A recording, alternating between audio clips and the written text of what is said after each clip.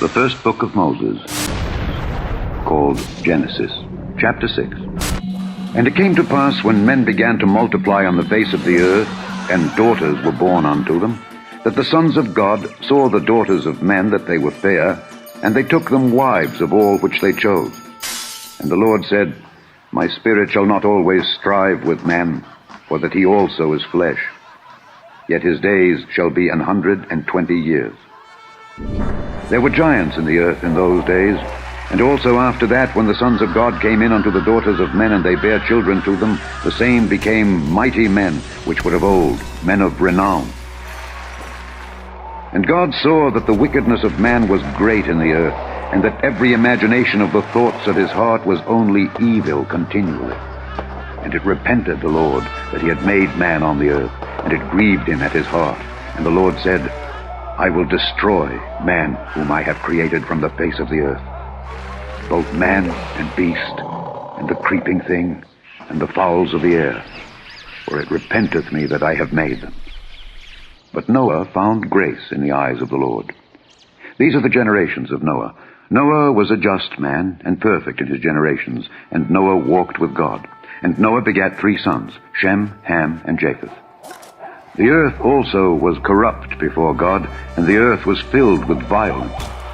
And God looked upon the earth, and behold, it was corrupt, for all flesh had corrupted his way upon the earth. And God said unto Noah, The end of all flesh is come before me, for the earth is filled with violence through them. And behold, I will destroy them with the earth. Make thee an ark of gopher wood. Rooms shalt thou make in the ark, and shalt pitch it within and without with pitch. And this is the fashion which thou shalt make it of. The length of the ark shall be 300 cubits, the breadth of it 50 cubits, and the height of it 30 cubits. A window shalt thou make to the ark, and in a cubit shalt thou finish it above. And the door of the ark shalt thou set in the side thereof. With lower, second, and third stories shalt thou make it. And behold, I, even I, do bring a flood of waters upon the earth, to destroy all flesh wherein is the breath of life from under heaven. And everything that is in the earth shall die. But with thee will I establish my covenant, and thou shalt come into the ark, thou and thy sons and thy wife, and thy sons' wives with thee.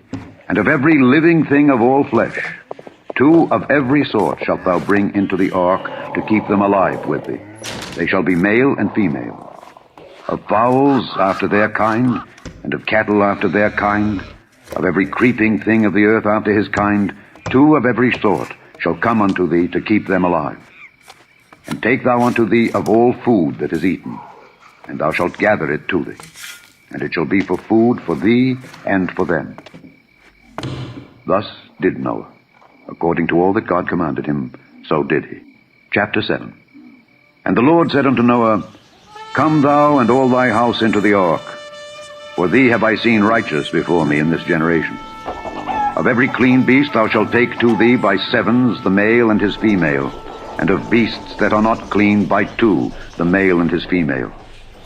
Of fowls also of the air by 7s the male and the female, to keep seed alive upon the face of all the earth. For yet 7 days, and I will cause it to rain upon the earth 40 days and 40 nights. And every living substance that I have made will I destroy from off the face of the earth. And Noah did according unto all that the Lord commanded him. And Noah was 600 years old when the flood of waters was upon the earth. And Noah went in, and his sons, and his wife, and his sons' wives with him into the ark, because of the waters of the flood. Of clean beasts, and of beasts that are not clean, and of fowls, and of everything that creepeth upon the earth, there went in 2 and 2 unto Noah into the ark, the male and the female, as God had commanded Noah. And it came to pass after 7 days, that the waters of the flood were upon the earth. In the 600th year of Noah's life, in the 2nd month, the 17th day of the month, the same day were all the fountains of the great deep broken up, and the windows of heaven were opened, and the rain was upon the earth 40 days and 40 nights. In the selfsame day entered Noah, and Shem, and Ham, and Japheth, the sons of Noah, and Noah's wife, and the 3 wives of his sons with them, into the ark. they and every beast after his kind, and all the cattle after their kind, and every creeping thing that creepeth upon the earth after his kind, and every fowl after his kind, every bird of every sort. And they went in unto Noah into the ark, 2 and 2 of all flesh, wherein is the breath of life. And they that went in male and female of all flesh, as God had commanded him. And the Lord shut him in. And the flood was 40 days upon the earth. And the waters increased, and bare up the ark, and it was lift up above the earth. And the waters prevailed, and were increased greatly upon the earth. And the ark went upon the face of the waters. And the waters prevailed exceedingly upon the earth, and all the high hills that were under the whole heaven were covered. 15 cubits upward did the waters prevail, and the mountains were covered. And all flesh died that moved upon the earth, both of fowl and of cattle and of beast, and of every creeping thing that creepeth upon the earth. And every man, all in whose nostrils was the breath of life, of all that was in the dry land, died. And every living substance was destroyed, which was upon the face of the ground, both man and cattle, and the creeping things, and the fowl of the heaven, and they were destroyed from the earth. And Noah only remained alive, and they that were with him in the ark.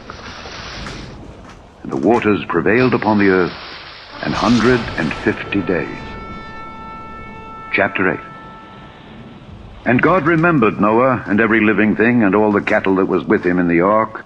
And God made a wind to pass over the earth, and the waters assuaged.